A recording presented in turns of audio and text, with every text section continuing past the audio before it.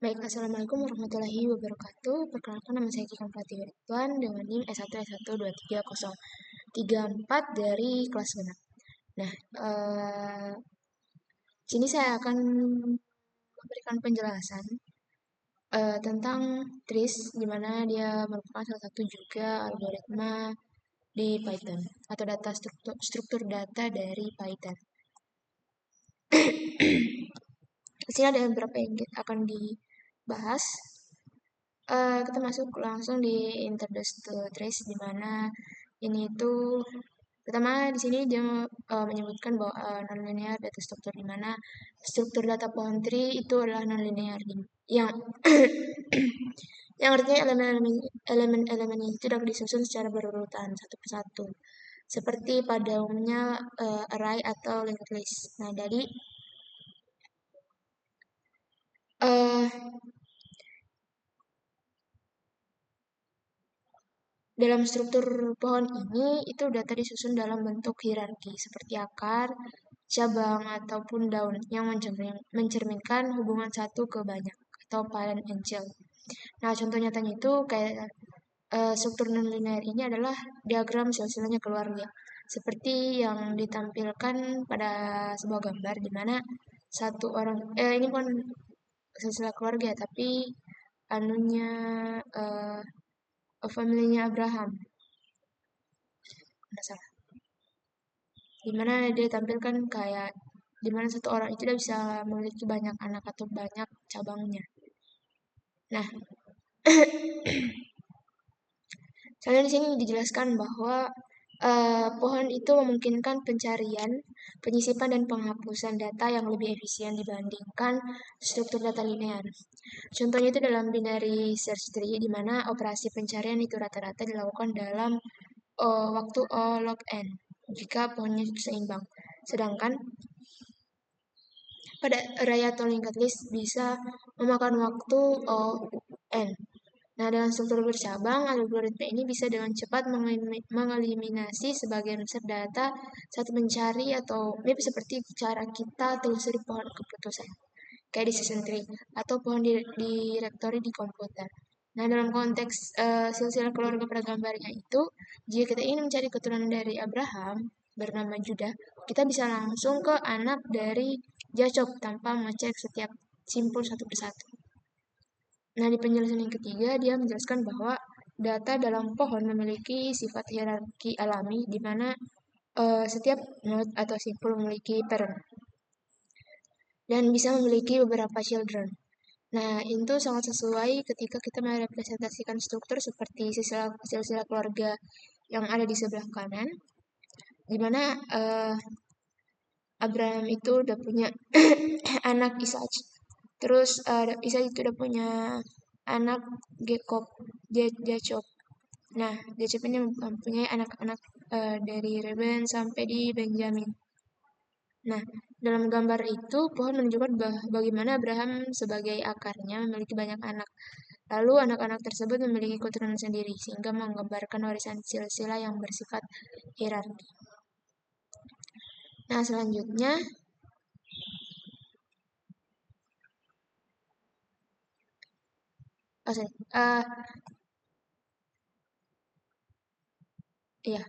selanjutnya, di mana dia menjelaskan bahwa tree and abstract, di mana tree ini adalah tipe data abstrak yang digunakan untuk menyimpan elemen secara hierarki, yaitu dalam tingkatan atau levelnya tertentu, yang artinya tidak ada datanya itu tidak disusun secara linear atau satu persatu, tapi dia bercabang seperti struktur organisasi, direktori komputer, atau silsilah keluarga. Nah, dalam struktur tree, dalam satu elemen ini bisa memiliki anak-anak di bawahnya dan semuanya membentuk suatu struktur seperti pohon. Nah, di sisi kanan di sini bisa dilihat di mana electronic arrays adalah elemen teratas, dan di bawahnya itu terdapat cabang-cabang seperti R&D, sales, purchasing, dan manufacturing yang merepresentasikan struktur perusahaan secara hierarki. Nah, selanjutnya di sini menjelaskan bahwa with the exception of the top, bahwa semua elemen dalam tree, kecuali elemen paling atas atau root memiliki parent atau induk. Jadi setiap elemen ini dia bisa memiliki 0 anak, 1 anak atau lebih dari 1 anak, yaitu children. Dimana di contoh gambar ini bisa kita lihat bahwa Sales adalah anak dari Electronic Arius. Jadi Sales ini udah punya parent.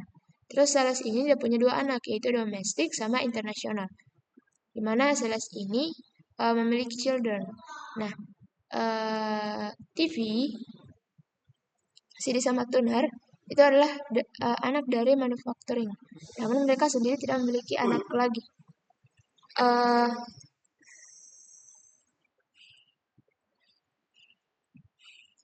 Jadi mereka itu tidak memiliki anak lagi, sehingga itu disebut sebagai leaf node. Nah, hal ini itu menunjukkan bagaimana elemen-elemen dalam tree memiliki hubungan induk anak, yaitu parent-child relationship, kecuali root yang tidak punya parent. Nah, di penjelasan selanjutnya, di mana the top elements, ini tuh dia menjelaskan bahwa elemen paling atas dalam struktur pohon itu disebut root. Jadi, electronic usage root. Nah, root ini merupakan titik awal dari pohon, dari mana semua cabang itu turun ke bawah.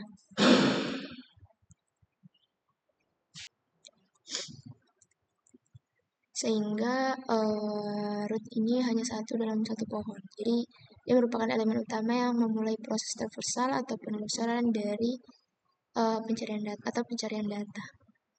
Nah, selanjutnya di sini kita lihat bisa struktur tree dalam gambar, di mana electronic areas ini elemen paling atas sebagai root yang mewakili perusahaan secara keseluruhan. Nah, untuk level satunya atau di bawahnya itu root itu ada R&D, sales, parsing, dan manufacturing, di mana itu bisa kita asumsikan bahwa itu divisi atau departemen utama, di mana mereka itu adalah anak-anak atau children dari root. Nah, level kedua, di mana anak dari sales sama manufacturing. Di mana sales ini udah punya 2 anak, yaitu domestik sama internal. Kalau yang manufacturing itu udah punya 3 anak, TV, CD, sama tanner. Nah, untuk level 3 dan 4-nya atau distribusi regional, di mana domestik ini udah punya 2 anak lagi, yaitu Kanada sama Amerika. Nah, selain itu, untuk yang internasional udah punya 1 anak, yaitu overseas. Nah, overseas ini udah punya 4 anak, itu Afrika, Europe, Asia, dan Australia. Di mana level nodes ini itu ada Kanada, Amerika, Afrika, Eropa, Asia, Australia, TV, CD, sama tanah. Nah, selanjutnya kita masuk ke bagian formal definition. Dimana di sini dijelaskan di formally we define a tree bahwa secara formal struktur tree T terdiri dari sekumpulan nodes tersimpul. Di mana node-node ini tuh saling terhubung melalui relasi parent-child. Nah, relasi ini memiliki 2 sifat penting yang dijelaskan di bawah. Atau ditandai dengan bullet gitu.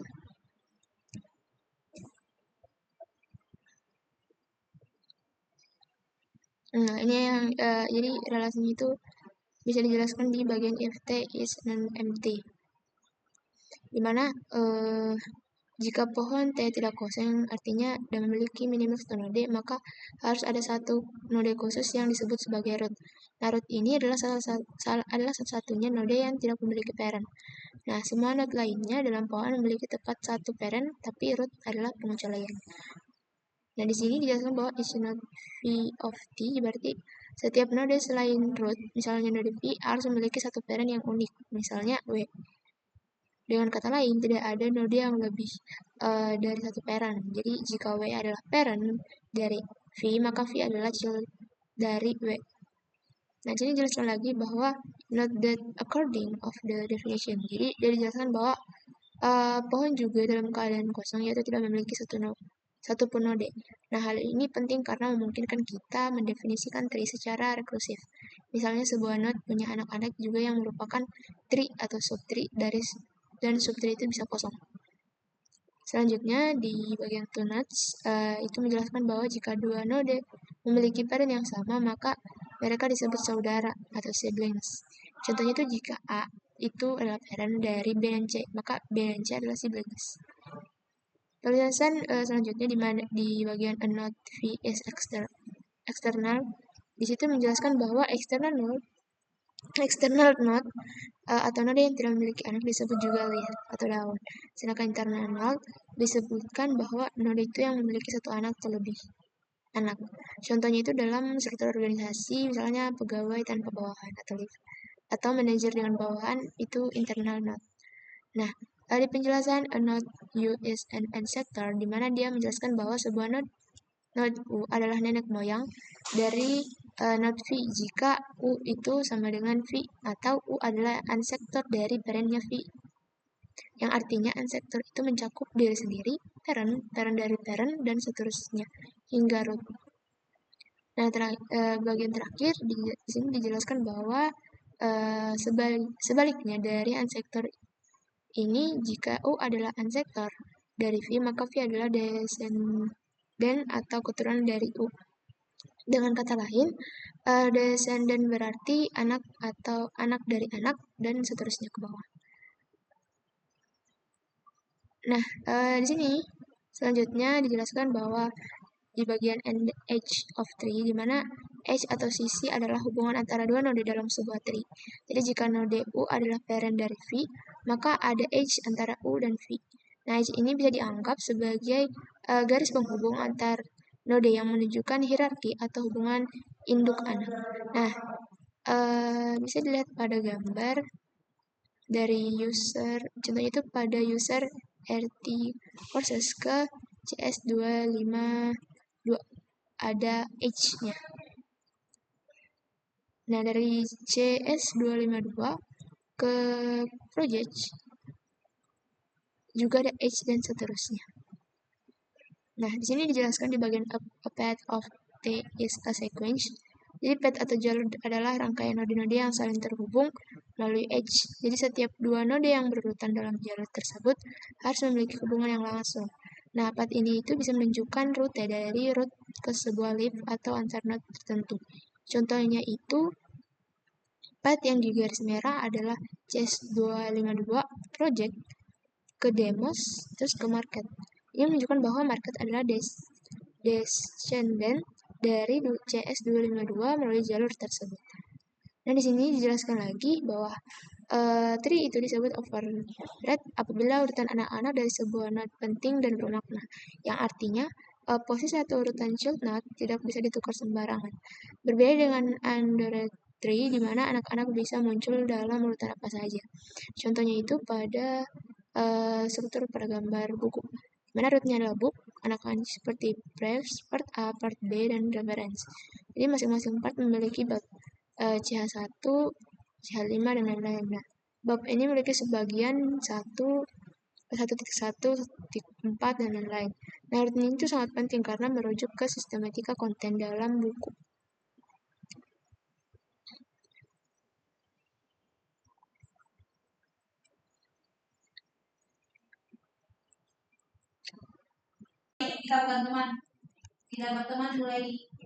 Nah, di sini dijelaskan bahwa ada trik dari pop ini kan trik sebagai pohon, di mana kelas dasarnya terletak yang paling di mana di sini setiap node memiliki 0 atau lebih anak itu terus dia merupakan superclass dari semua jenis lainnya. So, ada binary tree dan linked tree, di mana binary tree itu ada subclass dari tree yang memiliki aturan bahwa setiap node itu hanya boleh punya 2 anak maksimum, di mana anak itu anak sama ini array binary sama. Terus linked tree itu turunan dari tree, biasanya itu tidak dibatasi hanya 2 anak, dan node-nodenya itu dihubungkan melalui pointer dan referensi. Sedangkan array binary tree ini dan linked binary tree itu keduanya adalah turunan dari binary. Yang membedakannya itu cara simpannya, dimana struktur data dari binary tree yang itu, dimana array binary tree ini adalah struktur data binary tree yang disimpan dalam array, sehingga cocok untuk pohon lengkap dengan pelengkap, dimana akses node anak kanan kiri ini dilakukan menggunakan indeks. Misalnya jika root indeks i, maka anak kiri di 2i tambah 1, maka kalau anak kanan itu 2i tambah 2. Ini akan meningkat binary ini struktur data binary yang menggunakan pointer atau referensi untuk menghubungkan antar node, sehingga lebih fleksibel.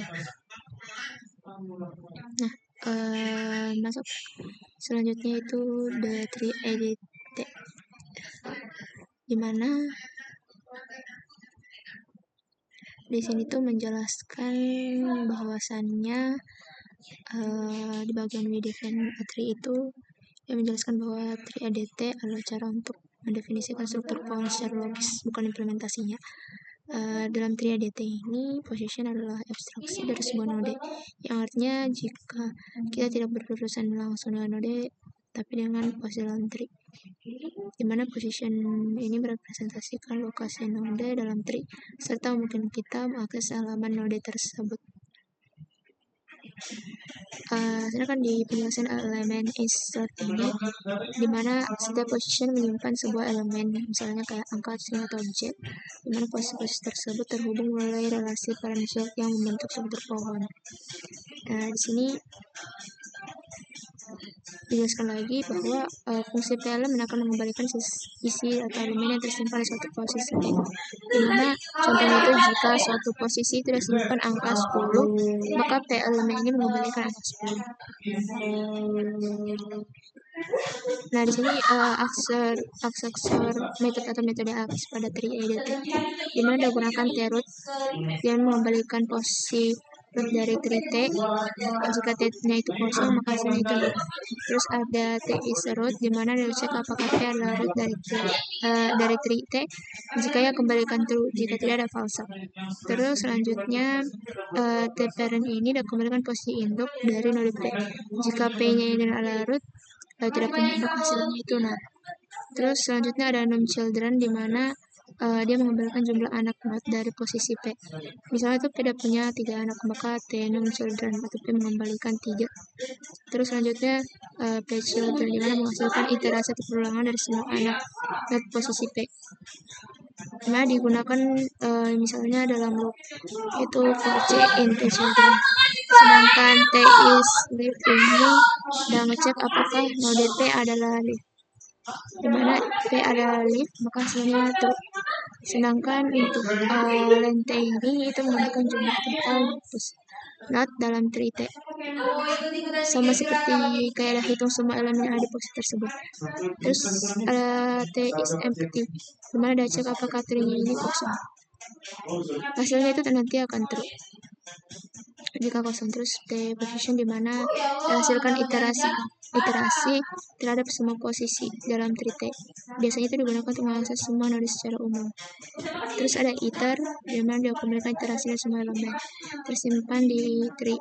Ini berbeda dengan T position karena iter langsung memberikan nilai, bukan posisi. Lanjut ke dog typing, dimana maksudnya itu typing itu adalah gaya pemrograman dimana objek itu tidak perlu memiliki tipe tertentu asalkan dengan memiliki metode dan atribut yang diharapkan saat program dijalankan. Jadi saat sebuah fungsi terima objek sebagai parameter, fungsi itu tidak peduli tipe objeknya, yang penting adalah objek itu memiliki fungsi atau metode atau atribut yang ditentukan. Nah, di sini dijelaskan bahwa dalam data typing itu tidak perlu peduli apakah objek itu tipe A atau B. Yang penting perilaku atau antarmukanya itu dari objek itu sesuai. Di sini dijelaskan lagi bahwa objek itu harus memiliki metode atau atribut yang akan dipanggil dalam program. Jika tidak, maka program akan gagal pada saat type karena tidak ada pengecangan dari awal. Terus di sini dijelaskan juga for this reason bahwa typing lebih ke arah cara berpikir atau filosofi pemrograman, dimana daripada membuat sistem tipe yang kaku, dia typing mempercayai bahwa selama suatu objek berperilaku sesuai harapan, maka itu sudah cukup. Nah, saya menjelaskan bahwa in typing we don't declare, dia tidak perlu menuliskan tipe data parameter ketika mendefinisikan fungsi atau metode. Terus di sini dijelaskan lagi bahwa di sini dijelaskan lagi bahwa karena tidak ada deklarasi tipe, compiler atau operator tidak memverifikasi tipe objek sebelum dijalankan. Nah, maka dari itu pengecekan hanya terjadi saat runtime dan akan error jika objek tidak memiliki metode tertentu yang dibutuhkan. Nah, is Alpina ini dijelaskan juga bahwa inilah pepatah terkenal yang menjadi dasar penamaan duck typing. Jadi itu asal-usul istilah duck typing, mana arti dari pepatah itu tuh kayak jika sesuatu berperilaku seperti bebek, maka kita anggap itu bebek meskipun tidak yakin 100%. Dijelaskan lagi bahwa if an unknown duck dalam konteks pemrograman asal objek itu biasa berperilaku seperti tipe yang diinginkan, maka dia itu bisa digunakan seperti objek tersebut, sehingga penekanan utamanya ada di perilaku, bukan pada tipe eksplisit.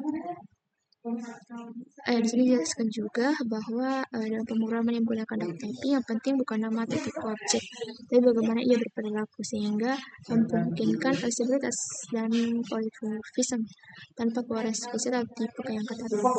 Selanjutnya ada abstract base class for three data structure, di mana di sini dijelaskan bahwa kita menggunakan konsep duck typing yaitu tidak fokus pada tipe objeknya tapi perilakunya.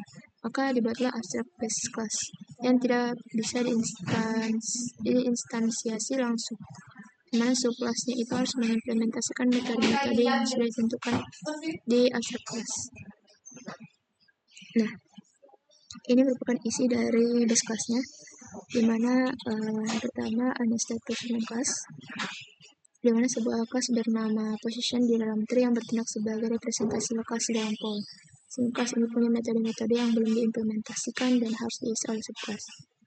Yang abstract method ini adalah metode yang benar tidak hanya implementasi, harus diimplementasikan oleh subclass.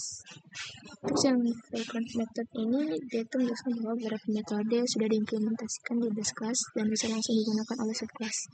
Mana di sini itu ada isRoot, isLab, sama isEntity.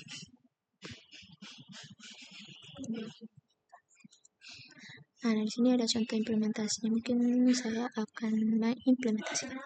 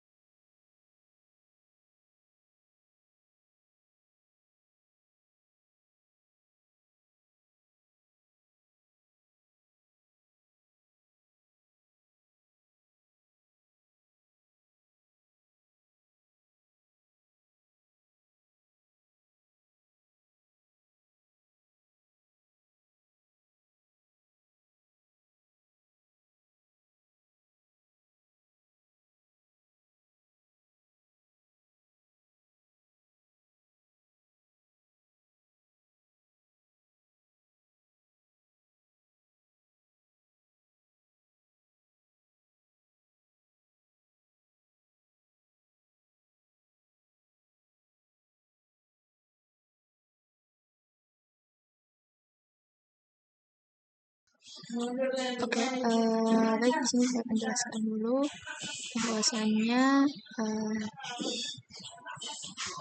dimana ini ada pastry, terus ada di sini ada position yang berjalan dalam trik di mana diwakili posisi not pada pohon, di mana notnya ini itu bisa punya elemen differential dan relationship.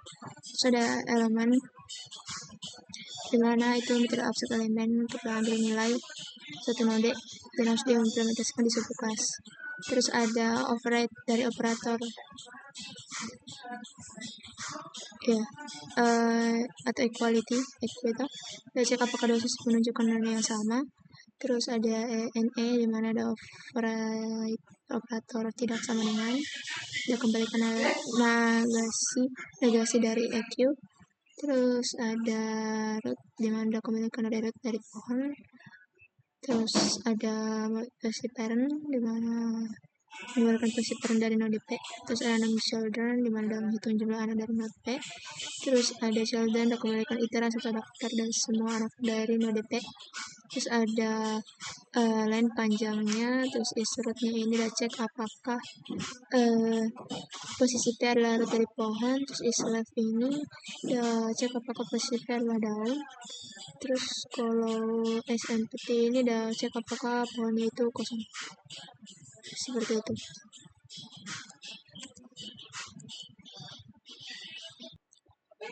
Oke, lanjut ke PPT-nya lagi.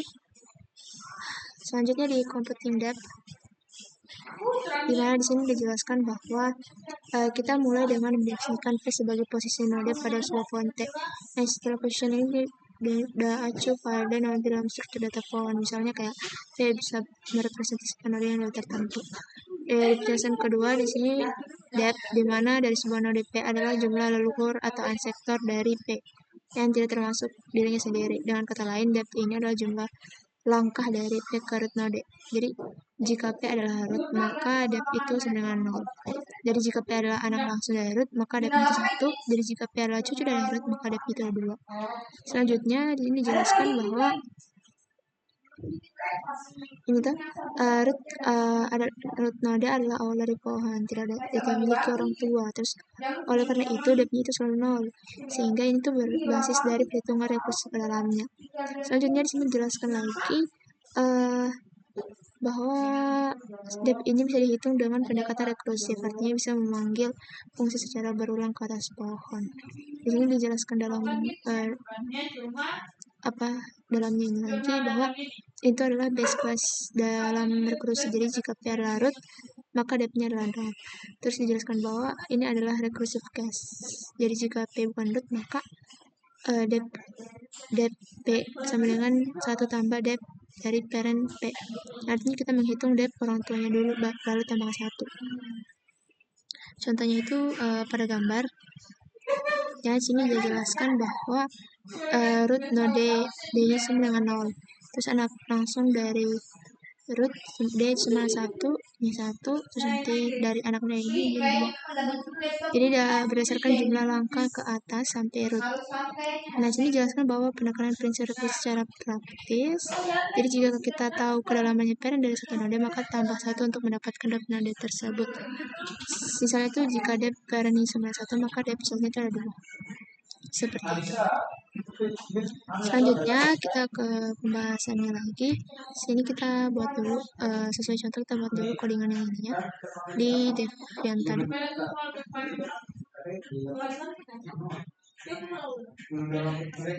Kan kita pakai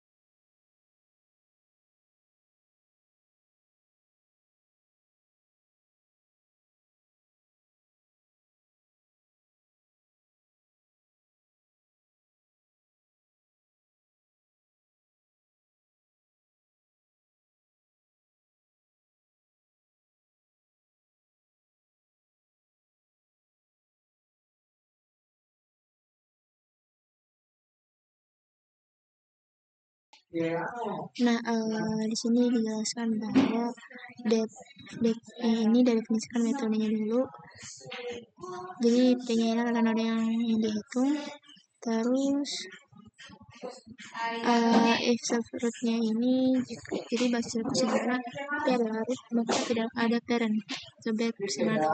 Kalau returnnya ini 0 mengembalikan 0 karena root tidak memiliki sektor, sedangkan return satu self depth ini dikembalikan 1 ditambahkan depth dari parent node, yang artinya setiap kali naik level ke atas kita tambahkan 1 seperti itu.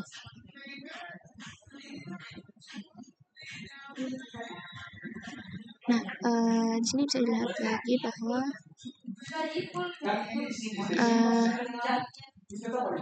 the running time of depth ini, notasi ini menjelaskan bahwa kompleksitas waktu fungsi depth, dimana dp ini adalah depth dari nol p. Karena setiap pemanggilan depth p naik ke satu parent maka ada dp langkah yang merupakan root atau yang menuju root. Jadi waktu berjalan sama dengan 0 dalam kurung depth tambah 1. Kenapa 1? Karena termasuk basis case saat mencapai root. Nah, di sini jelaskan lagi because the algorithm penjelasan dari PM sebelumnya bahwa setiap langkah rekursi itu yaitu 1 tambah depth parent P hanya membutuhkan waktu tetap atau konstan. Terus maka total waktu sama dengan jumlah unsektor D sama dengan P. Terus di sini dijelaskan bahwa kasus terburuk atau worst case ini jika sebuah pohon berbentuk garis lucu seperti link list, maka node paling bawah memiliki depth sama dengan n kurang 1. Maka panggilan depth-nya ini untuk node paling bawah akan memakan waktu O sama dengan O n. Di sini dijelaskan lagi bahwa ini memperjelas mengapa worst case bisa ON karena pohonnya tidak bercabang sama sekali. Maka node paling bawah itu akan jadi depth n kurang 1. Nah, di sini ada dua pohon, di mana ada pohon kirinya itu adalah struktur linear yang memiliki list, di mana dia mempunyai 5 n, terus maksima depth-nya itu 4 karena root itu karena node paling bawah dan 4 angka itu. Yang kanan ini ada struktur bercabang, di mana jumlah node itu 5, max depth-nya itu 2 karena node paling bawahnya cuma 2. Selanjutnya masuk ke computing height, di mana di sini itu dijelaskan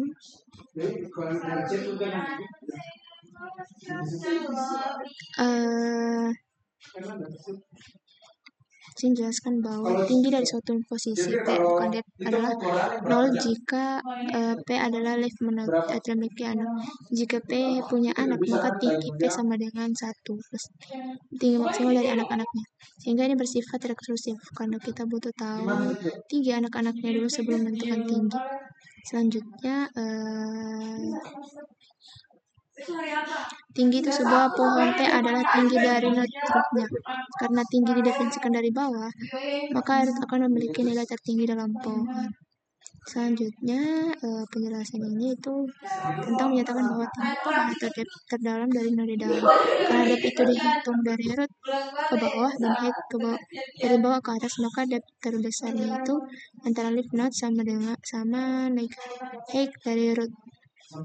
Nah, di sini jelaskan bahwa profit to implementation. Jadi ada dua implementasi, di mana height pertama ini menggunakan dp, di mana fungsi dari height 1p ini mengecek semua leaf node lalu menjalankan depth untuk masing-masing, karena depth ini dia punya kompleksitas on yang dimana dilakukan untuk setiap leaf node, maka worst case time-nya itu O dalam kurung n kali n atau n kuadrat.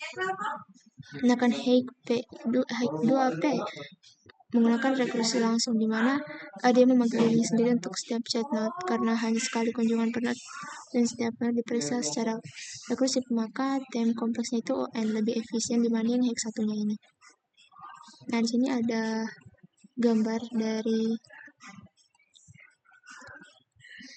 dimana dia itu merupakan struktur pohon itu ada root, ada memiliki 2 child, salah satu child bercabang 2 lagi memperlihatkan pohon tidak simetris.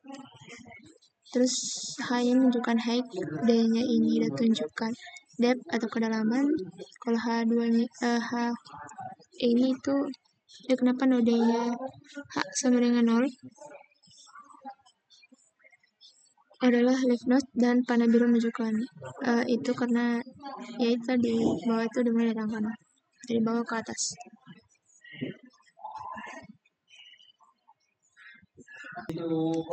Nah, selanjutnya di sini dijelaskan bahwa 3 are n number, di mana n ini adalah di dalam pohon secara total, yaitu masuk akal dan internal lainnya. Terus let me use a sound, di mana diasumsikan bahwa dari total n note terdapat l note yang merupakan leaf atau daun. Ya, daun, dimana contohnya itu ketika pohon memiliki 10 not dan 4 diantaranya adalah daun, maka sama dengan 4. Terus di sini penjelasan complete time, dimana ON ini tuh kita memeriksa setiap posisi P, apakah dia merupakan leaf node dari is leaf.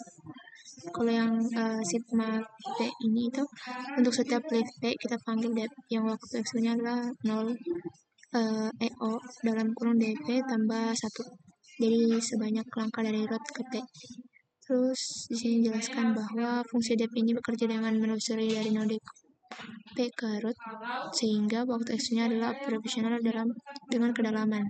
Dalam kasus terburuk, node berada di level terdalam, maka O itu dalam kurung DP tambah 1 menjadi ON. Selanjutnya di sini which in the worst, dan melanjutkan baris dimana jika lift berada pada kedalaman maksimum, yaitu level paling bawah dari T, maka perhitungan depth-nya bisa memakan waktu lama terhadap jumlah total node yaitu ON. Sedangkan di bagian SO sigma P ini tuh jumlah total waktu untuk semua lift memanggil depth-nya, dimana adalah dalam skenario terburuk sebanding dengan n kuadrat. Karena jika ada L lift pada masing-masing waktu, n waktu untuk menghitung depth, maka totalnya itu O dalam kurung L kali n sama dengan ON kali n atau ON kuadrat. Dan ini jelaskan lagi bahwa total waktu ON iterasi ditambah ON pangkat 2 dalam kurung depth karena ON pangkat 2 jauh lebih dominan daripada ON, maka total kompleksitas waktu fungsinya itu merupakan hex 1 adalah ON kuadrat. Nah, di sini digunakan cara pengimplementasinya seperti ini.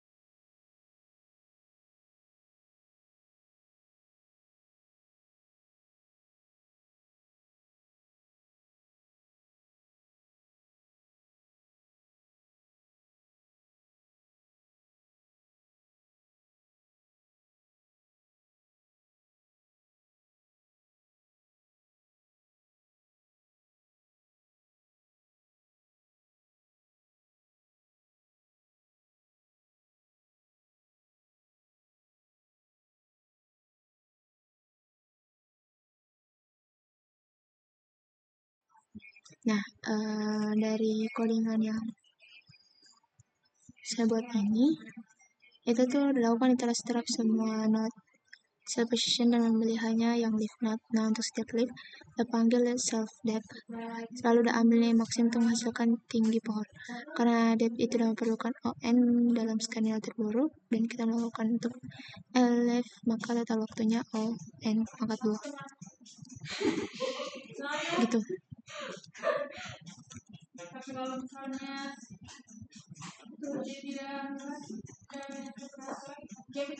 Nah, di sini ada bahwa katanya dari sini dijelaskan lagi kalau penggunaan bahwa ada simpan semua nilai kedalaman dari list dalam list, terus fungsi ini dijalankan sekali terhadap list berisi elemen. Tapi karena proses dep ini bisa on, maka total dominannya tetap on kuadrat. Seperti itu. Nah, selanjutnya kita masuk di bagian sini, di mana dia menjelaskan bahwa lihat bahwa case satunya ini kan n sama dengan 5, l nya itu 3. Ini namanya puncak linear, dimana total node-nya itu 5, left node atau daunnya itu 3. Terus pohon itu bercabang, dimana C1 ini adalah node akarnya dihitung satu kali saja. Terus yang ini itu untuk mendapatkan depth 2, terus harus traversing ke atas dari node 2 ke node 1 tambah 1, node 1 ke root sama dengan tambah 1 tambah 1 tambah plus 1 tambahkan untuk menyimpan hasil, totalnya adalah 3. Untuk C1 nya ini yang ketiga, internal langsung di bawah root dihitung 1 kali, ini yang 4-nya itu sama, terus C-nya itu juga sama. Terus di sini dijelaskan bahwa ini adalah total waktunya, dijelaskan total waktunya. Nah, sedangkan di case 2-nya ini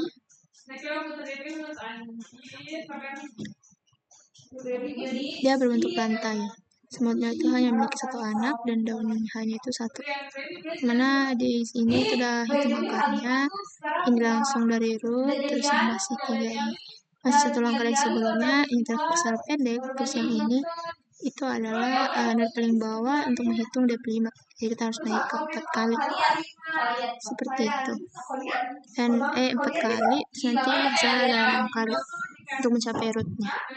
Sini dijelaskan bahwa T kurang dari 5 pangkat 2, dimana untuk N itu sama dengan 5. Waktu maksimum tidak akan melebihi 5 kuadrat. Maka waktu komputasi total dalam word case tumbuh secara kuadrat terhadap N atau O N. Nah, selanjutnya di sini dijelaskan bahwa high profits ini itu memiliki kompleksitas waktu terburuk. Jadi tidak peduli bentuk pohonnya, performanya selalu rendah terhadap demand, sehingga lebih efisien dari high one yang bisa mencapai ON kuadrat. Terus di sini jelaskan juga bahwa ini tuh dimulai dari akar, di mana dia memanggil sendiri secara rekursif untuk setiap anak hingga mencapai daun. Terus ada children, di mana di sini itu mengembalikan semua anak dari node P, di mana CP ini jumlah anak dari posisi P. Jadi waktu untuk mendapatkan semua anak itu CP plus 1, karena kita perlu literasi dan aksi masing-masing anak serta memiliki satu operasi tambahan. Terus ada high kedua atau high 2 span O CP tambah 1 time at each position P komputer dari maksimum, dimana untuk setiap node P, dimana fungsi high ini akan mengakses semua anaknya dalam kurung PCP tambah 1 dan sehingga mencari max high-nya secara rekursif. Maka waktu per node itu CP plus 1. Dimana di sini ada rumus kompilasi total, dimana jumlah semua node P sama dengan L, jumlah total anak dari semua node itu ada di sigma CP sama dengan kurang 1. Maka total itu O dalam kurang N tambah N kurang 1 sama dengan ON. Dan di sini ada penjelasan untuk high-nya, mungkin kita implementasikan saja dulu.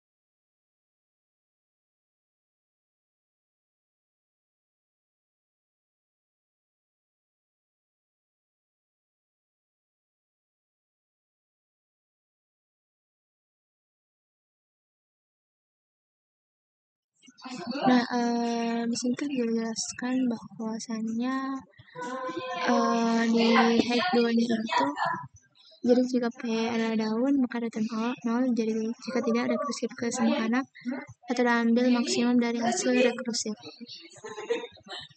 Dan tambah 1. Sedangkan yang hike-nya ini, ini juga tidak diberikan P mulai dari akar pohon, sehingga dia memanggil hike 2 untuk mulai proses perhitungan dari atas ke bawah. Nah, lanjut.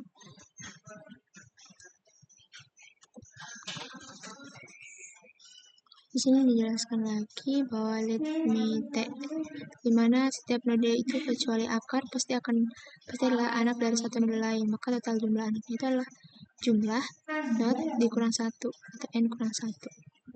Dan di sini ada justification di mana root itu tidak menjadi anak siapapun, bisa node lain menjadi anak dari satu parent, hingga total anaknya itu adalah total node dikurang 1. Seperti itu. Nah, lanjut di gambar ini tuh dijelaskan bahwa di rumus sigma P CP sama dengan n kurang 1 itu, CP kan jumlah anak dari 0, jumlah total anak di seluruh pohon adalah jumlah total H atau n kurang 1. Dimana sih kita lihat bahwa gambar ini dibagi menjadi 2 pohon berbeda, namun keduanya memiliki jumlah simpel yang sama, itu n sama dengan 5. Dimana not C1 sama dengan 2 itulah root 2 memiliki 2 anak, C20 itu lihat, terus C3 itu memiliki 2 anak, C4 sama C5 itu lihat. Sehingga jumlah total anaknya itu sama dengan 2 tambah 0 tambah 2 tambah 0 sama dengan 4, sehingga terdapat 5 simpul 4H, sedangkan jumlah anaknya itu 4 sesuai rumus sigma P CP. Terus di pohon kedua di tree, C1 nya itu rootnya 1 anak, C1 nya itu punya 1 anak, C3 itu 1, C4 1, C5 itu 5, dimana jumlahnya itu 1 tambah 1 tambah 1 tambah 1 tambah 5. Jadi pohon ini berbentuk linear seperti list dan masih memiliki 5 node, maka total anaknya ya n kurang 1 sama dengan seperti itu. Nah, selanjutnya masuk ke binary tree. Di sini dijelaskan bahwa ini adalah pohon biner, adalah pohon berurutan yang memiliki aturan spesifik dalam struktur dan posisi anaknya, di mana dijelaskan lagi dalamnya bahwa setiap simpel atau node hanya boleh memiliki maksimal 2 anak, yang tidak punya anak 1 anak dan 2 anak. Sedangkan yang child node is below ini dijelaskan bahwa dalam pohon biner setiap anak harus ditandai sebagai anak kiri atau dan kanan, bahkan jika hanya 1 anak yang dimiliki, ini membuat pohon menjadi terberat, berbeda dengan pohon biasanya. Terus penjelasan bawahnya lagi dijelaskan bahwa ketika menyusun, menggambar atau menelusuri pohon biner, anak kiri selalu datang lebih dulu dibanding anak kanan. Misalnya dalam transversal ini DFS atau left to right menjadi urutan default. Nah, di sini dijelaskan lagi di subtree bahwa jika ada simpul P yang memiliki anak kiri dan anak kanan, maka anak kirinya ini disebut left subtree, anak kanannya ini disebut right subtree. Di sini dijelaskan lagi a binary tree is proper, di mana dijelaskan bahwa semua simpul itu memiliki 2 anak atau tidak punya anak sama sekali. Jadi tidak ada simpul memiliki 1 anak saja. Nah, di sini dijelaskan lagi this in a proper, di mana penegasan dari definisi sebelumnya, di mana internal node sama dengan node yang bukan leaf. Dalam proper binary tree, semua internal node wajib punya 2 anak. Terus a binary tree that is not, jadi jika ada setidaknya 1 node yang memiliki hanya 1 anak, maka pohon tersebut disebut.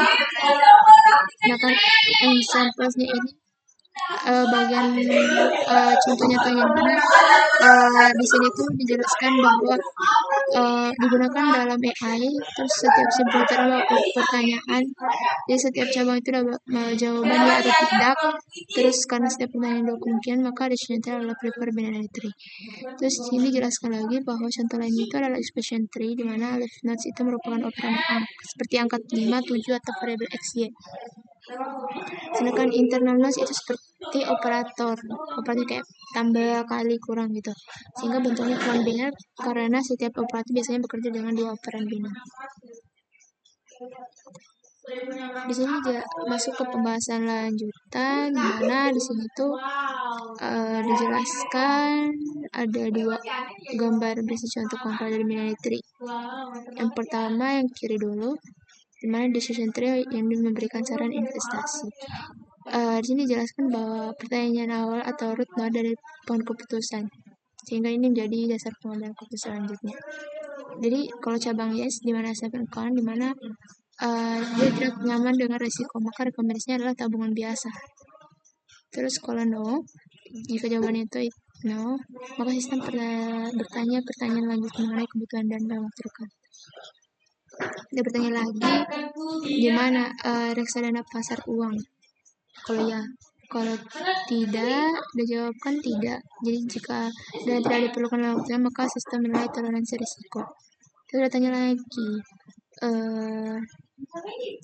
jika pengelola bersedia mengambil risiko untuk potensi imbal hasil lebih tinggi, direkomendasikan portofolio saham jika yes. Sedangkan no, itu tidak bersedia mengambil risiko besar, maka sistem menyarankan portofolio terdiversifikasi yang berisi saham, obligasi, instrumen jangka pendek.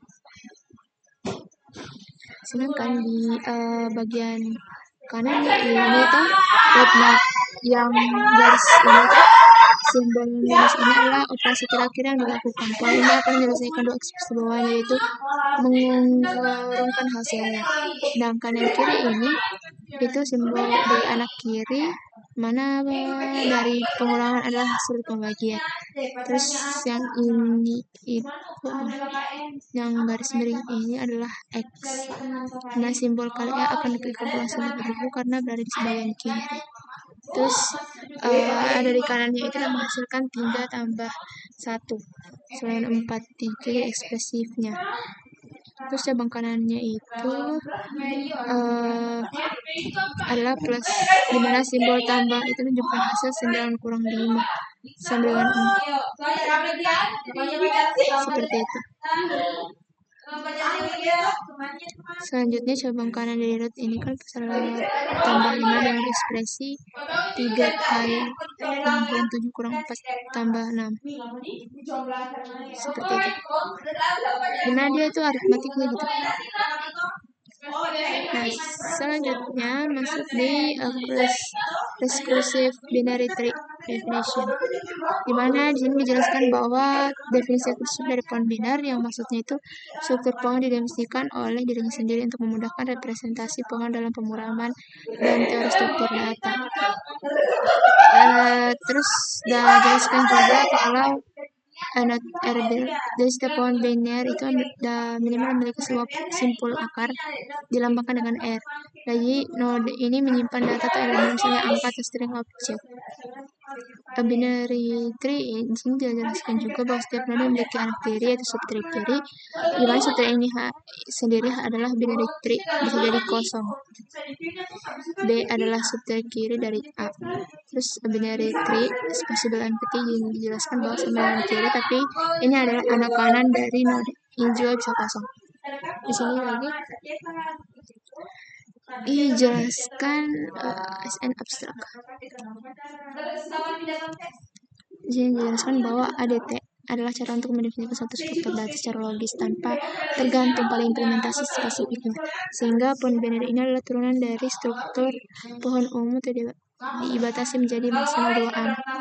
Di sini dijelaskan juga ada teknik di mana fungsi metode ini digunakan untuk mengakses anak kiri dari suatu posisi P, yaitu satu node. Jika tidak ada anak kiri, maka mengembalikan node. Selanjutnya teori di mana diakses anak kanan dari P. Jadi jika anak kanan tidak ada, maka dikembalikan atau none. Terus di sini dijelaskan S2 di mana adalah saudara dari satu node. Jadi jika P adalah anak kiri, maka sebenarnya adalah anak kanan dan kanan. Jika P adalah anak kanan, maka seterusnya adalah anak kiri. Jika P adalah anak tunggal, maka dia tidak bisa kanan. Seperti itu. Terus selanjutnya kita masuk di the binary dimana ada 3 abstract base class implementasi. Nah, oke, kita masuk di sini, dimana dijelaskan bahwa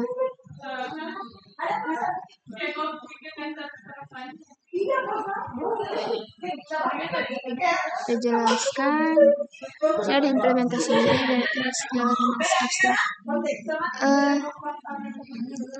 Di sini mungkin saya jelaskannya aja ya, implementasinya udah gunakan inherit juga, terus menggunakan drive sama right, terus ada sibling sama children. Oke, kita langsung saja masukkan ke dalam kelasnya.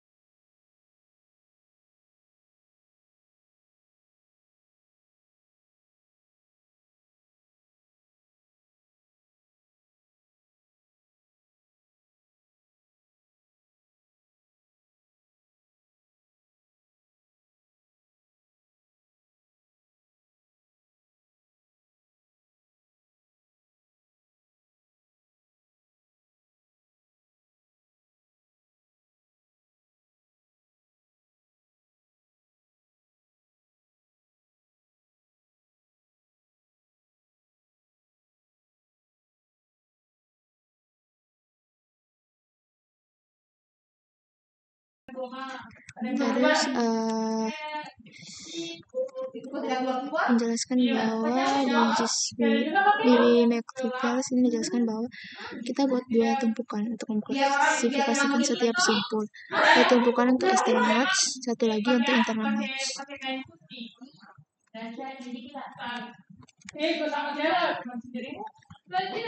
Terus ini untuk memudahkan analisis perhitungan simpul. Di case 1 ini jelaskan bahwa jika pohon hanya punya satu simpul, yaitu akar saja, maka simpul itu dianggap sebagai maka NE-nya itu sama dengan 1, NI-nya itu sama 0. Sehingga hasilnya itu 0 tambah 1.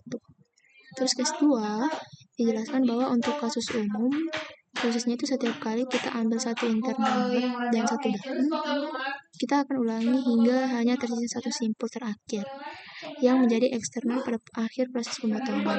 Yang artinya kita akan bisa mencocokkan semua internal node dengan eksternal node satu per satu dan masih ada satu daun tersisa, yaitu jumlah daun sama dengan internal plus 1. Terus lagi dimana dalam combiner proper ini udah jelaskan bahwa N sama dengan NE tambah 1, N1. Terus setiap internal node itu punya dua anak, dimana dia total degree adalah 2N1. Tapi total age dalam pohon ini adalah N kurang 1, karena pohon memiliki satu age lebih sedikit dari jumlah simpulnya. Nah, di sini saya lihat pada gambar di mana sudah ditunjukkan struktur pohon biner. Di setiap node itu internal punya anak, sehingga tumpukan eksternal dan internal ditandai dengan lingkaran. Terus untuk bagian P ini proses penghapusan di mana dia memilih simpul internal dan dua anaknya. Setelah dihapus, pohon tetap akan proper. Sehingga ini ditunjukkan remove of an internal node and true leaf, tetapi per iterasi kita anggap itu kosong. Terus pohon tersisa itu yang C-nya ini pohon tersisanya, dimana setelah penghapusan berulang hanya tinggal satu simpul yang belum dicocokkan menjadi eksternal terakhir, sehingga ditegaskan bahwa eksternal sama dengan internal plus 1. Nah, di sini kita buat catatan penting bahwa hubungan NE sama dengan N1 NI plus 1 hanya berlaku untuk pohon biner proper.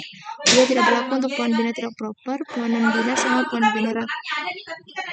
Nah, di sini ada implementasi di mana ada acu pada bagaimana struktur pohon direpresentasikan di dalam program komputer, terutama di struktur data, di mana dia menggunakan linked structure of binary tree, yang dimana itu ada isi data pointer anak kiri dan anak kanan, terus ada array based representation, terus ada linked structure of binary trees gitu. Selanjutnya masuk di linked structure of binary trees, dimana disini jelaskan bahwa setiap simpul node dalam pohon biner yang menggunakan struktur link menyimpan referensi alamat atau pointer ke elemen-elemen berikut, dimana elemen start position P.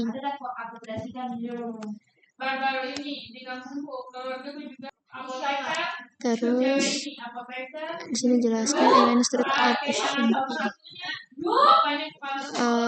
Di sini dijelaskan bahwa data utama yang disimpan, misalnya bisa berupa angka 42, string atau stringnya Chicago atau objek kompleks lainnya. Yang bagian less children ini jadi pointer atau referensi kesimpulan anak kiri dari tersebut. Jika tidak ada anak kiri, maka nilainya 0 atau 0. Kalau yang right ini dari referensi kesimpulan anak kanan.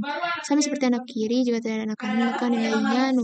Kalau parent node-nya ini dari referensi ke node induk dari node tersebut, sehingga ini memudahkan traversal dari bawah ke atas, misalnya dalam operasi seperti mencari akses sektor. Nah, di dalam gambarnya ini dijelaskan bahwa kotak ini berisi 4 bagian, di mana ada elemen, life, rate, dan parent. Nah, di sini dijelaskan juga bahwa struktur data tree ini akan menyimpan dua variabel penting, mana root, not reference, di mana ada tunjukan ke node akar dari pohon, sehingga ini tuh titik awal untuk seluruh traversal pohon seperti pre-order, order, atau post-order.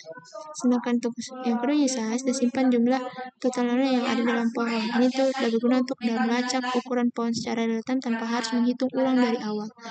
Sehingga sedangkan yang gambar B ini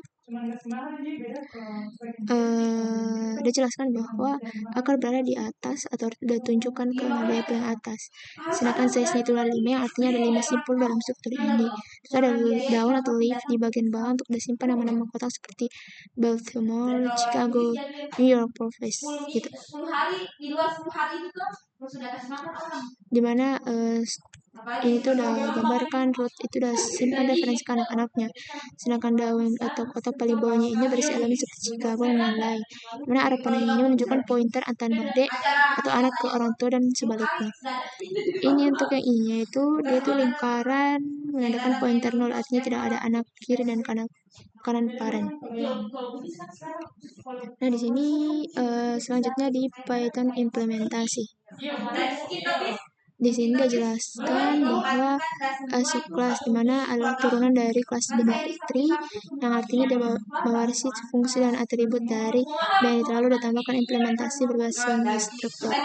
Terus ini dijelaskan lagi bahwa node class di mana kelas internal digunakan untuk menyimpan data aktual dan koneksi antar simpul seperti elemen, parent, left, sama rig. Dimana di sini jelaskan position dimana versi position class dimana dibuat agar pengguna hanya bisa berinteraksi melalui abstraksi posisi bukan langsung ke objek, dimana position ini diwarisi dari preposition yang mendukung encapsulation dan combinasi terpawahan. Terus di sini dijelaskan bahwa valid fungsi untuk mengecek apakah P adalah pos yang valid. Kalau backstation itu ya terima kode untuk membungkus dalam objek position untuk dikembalikan lalu jika nantinya kosong. Untuk operasinya itu ada root, dan tambahkan elemen E sebagai akar, ada add left, dan tambahkan anak kiri E di posisi P, dan tambah add right PE di mana ada tambahkan anak kanan posisi P, ada replace diganti elemen, untuk delete dihapus, sedangkan untuk attach itu ditampilkan dua pohon sebagai anak kiri dan kanan. Nah untuk codingannya mungkin kita akan implementasikan sama dengan codingan ini sampai sampai sini paling.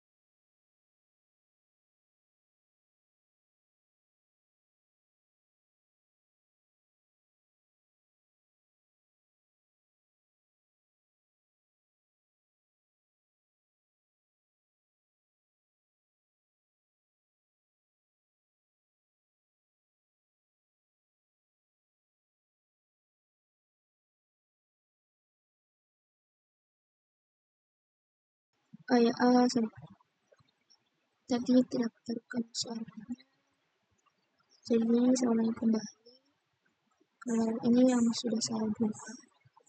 Terus di sini tuh ada tunjukkan bagaimana penyampaian ini adalah simbolisis geografi sederhana. Sedangkan pohon Q-nya ini adalah ekspresi aritmatika kompleks, di mana dia terkuasa yang menghasilkan ekspresi infix, di mana outputnya ini sebenarnya tidak intuitif secara hierarki, tapi bisa ditingkatkan dengan fungsi seperti print agar tampak seperti hierarki promo. Lanjut ke PPT-nya, bahwa di sini dia menjelaskan ini sebetulnya itu dapat memberikan jumlah elemennya. Biasanya di sini sudah cukup sehingga cukup untuk melakukan template terbiasa. Soalnya MPT tidak siap apakah pohon kosong, cukup untuk membandingkan jumlah elemen. Mana dia itu punya concern karena hanya serta membandingkan nilai atribut. So ada root, parent, like left, siblings, children, dan children. Dimana ada root itu akan memberikan apapun. Parent yang ada atas kode NOD induk dari TP. Left dan right ini asas anak kita dan anak P. Sibling ini dapat memberikan saudara sibling dari P, yaitu anak dan parent P yang bukan P. Terus ada children dapat memberikan anak-anak P dengan teman B dan maksimal hanya 2. Biasanya langsung diakses. Kalau non-children, itu hitung berapa anak dari P-nya, 0 sampai 2 cukup dengan periksa apakah left atau right, tidak kosong. Terus sehingga semua operasi dah hanya melibatkan akses langsung ke internet sehingga kuantitas. Terus ada is root dan is left, udah cek apakah anak P adalah root. Terus kalau left-nya ini cek apakah anak P tidak punya anak. Dan juga pemeriksaan sederhana dan punya konstan juga. So ada di mana dah hitung kedalaman P, yaitu jumlah level dari akar ke P, dilakukan dengan traversal dari P ke atas menggunakan parent pointer. Sedangkan DP ini adalah kedalaman dari P. Sedangkan di sini ada height, di mana tinggi pohon adalah kedalaman maksimum dari seluruh not. Untuk dihitung tinggi secara umum harus diperiksa setiap not dan cari jalur terdalam. Nah, biasanya yang dilakukan dengan rekursi atau traversal seluruh pohon. Nah, selanjutnya yang terakhir ada add root, add left, right, replace, delete, dan attach. Mana yang root ini ada add root ditambahkan elemen sebagai akar pohon jika pohon kosong. Add left, P, E, dan right juga ditambahkan elemen sebagai akar kiri kanan dari P jika belum ada. Terus ada replace P, E mengganti elemen pada node P dengan elemen E. Untuk dalanya dihapus node P. Attach ini ditempelkan 2 subtree ke kiri dan ke kanan. Mungkin itu saja yang dapat saya sampaikan pada video kali ini. Lebih dan kurangnya saya akhirnya berangkat. Assalamualaikum warahmatullahi wabarakatuh.